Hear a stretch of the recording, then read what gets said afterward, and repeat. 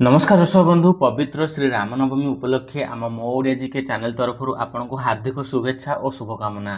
Friends आज video पवित्र श्री रामनवमी बा श्री राम विषय किसी जाना तेज चलते देखने आज प्रथम प्रश्नटी हिंदू कैलेंडर अनुजाई प्रभु श्री राम क्यों मासरे जन्मग्रहण करते?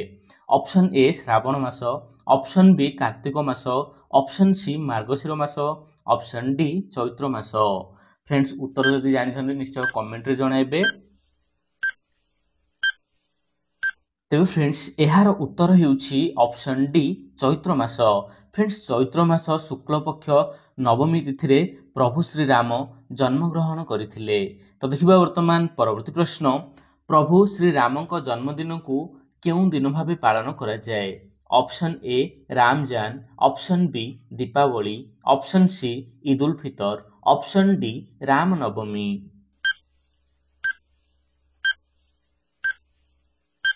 तेबे फ्रेंड्स यार उत्तर हेउछि option D Ram Navami. Friends Ram Navami प्रभु श्री राम को जन्मदिन को पालन करा जाय।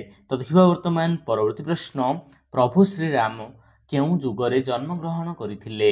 ऑप्शन ए त्रेतया जुग, ऑप्शन बी द्वापर जुग, ऑप्शन सी सत्य जुग, ऑप्शन डी कली जुग। उत्तर जानथिले निश्चय कमेंट करिवे। तो फ्रेंड्स यार उत्तर हेउछि त्रेतया जुग। फ्रेंड्स प्रभु श्री राम त्रेतया जुगरे जन्म ग्रहण करथिले। तो देखिबा वर्तमान परवर्ती प्रश्न भगवान विष्णु को केतेतम अवतार हेउछंती प्रभु श्री राम? ऑप्शन ए प्रथम, ऑप्शन बी तृतीय, ऑप्शन सी पंचम, ऑप्शन डी सप्तम।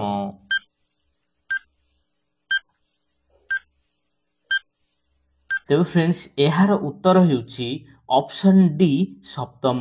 फ्रेंड्स भगवान विष्णु को सप्तम अवतार हेउछंती प्रभु श्री राम। तो देखिबा वर्तमान परवर्ती प्रश्न 2025 मसीहार केउं तारीख रे श्री राम नवमी पालन करा जिवो? Option A April 6, option B April 7, option C April 8, option D April 9।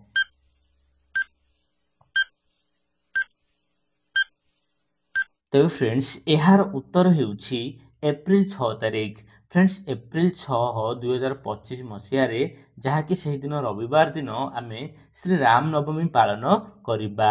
तो देखिबा वर्तमान परवर्ती प्रश्न प्रभु श्री राम को जन्म केउंठारे होइथिला?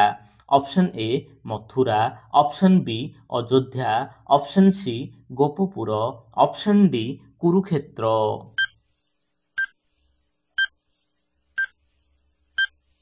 तेबे फ्रेंड्स यार उत्तर हेउछि ऑप्शन बी अयोध्या। फ्रेंड्स प्रभु श्री राम को जन्म अयोध्या रे होइथिला।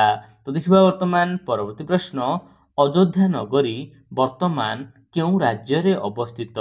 Option A Odisha, option B Rajasthan, option C Uttar Pradesh, option D Gujarat. उत्तर जानिथिले निश्चय कमेंट रे जणाइबे। तेबे फ्रेंड्स यार उत्तर हेउछि ऑप्शन सी उत्तर प्रदेश। फ्रेंड्स उत्तर प्रदेश राज्य रे जहाँकि अयोध्या नगरी रहिछि। तो देखिबा वर्तमान परवर्ती प्रश्न प्रभु श्री राम को पितांक नाम कौन? Option A Valmiki, option B Bhishma, option C Shantanu, option D Dasharatha.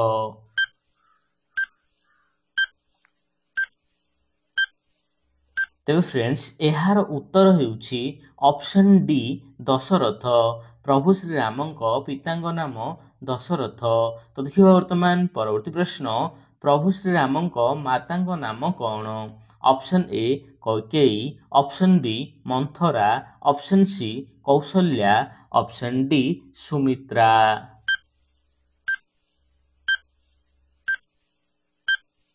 तेबे फ्रेंड्स यार उत्तर हेउछि ऑप्शन सी कौशल्या। प्रभु श्री राम को मातांक नाम हेउछि कौशल्या। तो देखिबा वर्तमान परवर्ती प्रश्न प्रभु श्री रामचंद्र को भौणी को नाम कौन? Option A Menaka, option B Subhadra, option C Radha, option D Shanta. Friends उत्तर जदि जानिछन तो निश्चय कमेंट रे जणाइबे। ତେବେ ଫ୍ରେଣ୍ଡସ୍ ଏହାର ଉତ୍ତର ହେଉଛି ଅପସନ୍ ଡି ଶାନ୍ତା। ଫ୍ରେଣ୍ଡସ୍ ପ୍ରଭୁ ଶ୍ରୀ ରାମଚନ୍ଦ୍ରଙ୍କ ଜଣେ ଭଉଣୀ ମଧ୍ୟ ଥିଲେ, ଯାହାକି ଆମେ ବହୁତ କମ୍ ଜାଣିଛନ୍ତି, ତେବେ ତାଙ୍କର ଭଉଣୀଙ୍କ ନାମ ଶାନ୍ତା। ତ ଦେଖିବା ବର୍ତ୍ତମାନ ପରବର୍ତ୍ତୀ ପ୍ରଶ୍ନ, ପ୍ରଭୁ ଶ୍ରୀ ରାମଚନ୍ଦ୍ର କେଉଁ ବଂଶରେ ଜନ୍ମଗ୍ରହଣ କରିଥିଲେ? Option A Raghuvansh, option B Kuruvansh, option C Yaduvansh, option D Gaud.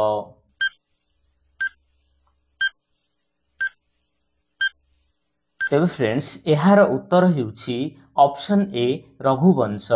Friends Raghuvanshi ହେଉଛନ୍ତି ପ୍ରଭୁ ଶ୍ରୀ ରାମଚନ୍ଦ୍ର। ତ ଦେଖିବା ବର୍ତ୍ତମାନ ପରବର୍ତ୍ତୀ ପ୍ରଶ୍ନ, ରାମଚନ୍ଦ୍ରଙ୍କ କୂଳଗୁରୁ କିଏ? Option A Valmiki, option B Vashishtha, option C Vishwamitra, option D Janak.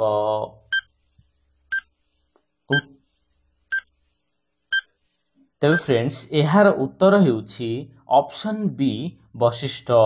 Friends Raghuvansh ବା ଆମେ ପ୍ରଭୁ ଶ୍ରୀ ରାମଚନ୍ଦ୍ରଙ୍କ ତାଙ୍କରି କୂଳଗୁରୁ ଯାହାକି ବଶିଷ୍ଠଙ୍କୁ କହିବା। ତ ଦେଖିବା ବର୍ତ୍ତମାନ ପରବର୍ତ୍ତୀ ପ୍ରଶ୍ନ, ପବିତ୍ର ରାମନବମୀ କ'ଣ ସୂଚିତ କରେ?